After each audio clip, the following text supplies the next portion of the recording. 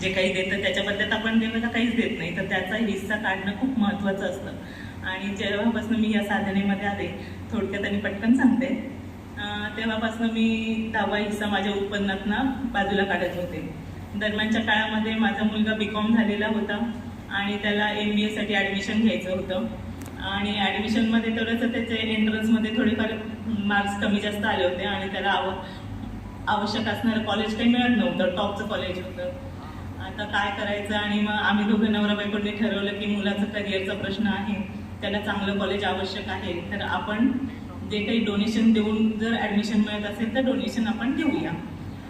पण आता तिथे आम्ही मग त्याला विचारलं की कोणत्या कॉलेजमध्ये पाहिजे। ज्या काही कॉलेजची त्यांनी नावं घेतली तिथे चौकशी केली तर 10 लाख आणि 15 लाख एवढं डोनेशन तिथे होतं।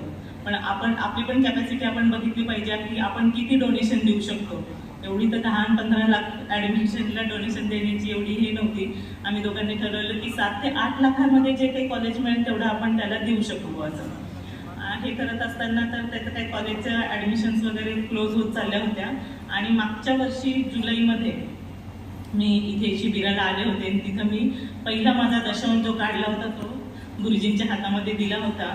आणि त्या दिल्यानंतरच्या एक 4-5 दिवसामध्ये जे आता सध्या पुण्यामध्ये ताथवडेला म्हणजे महाराष्ट्राचं 2 नंबरची बालाजी युनिव्हर्सिटी आहे, त्या कॉलेजमध्ये पूर्ण ॲडमिशन क्लोज झालेले होते। तिथे ॲडमिशन्स ओपन झाल्या आणि तिथे आम्ही ॲडमिशनसाठी ॲप्लिकेशन केलं आणि त्याच्यामध्ये विदाऊट डोनेशन माझ्या मुलाचं ॲडमिशन झालं। हे इतकं मोठं आहे, त्यामुळे ती जी प्रार्थना आहे ना, त्या प्रार्थना आपल्या याच्यात अंमलात आणली तर आपलं आयुष्य पूर्ण बदलून जातं। धन्यवाद।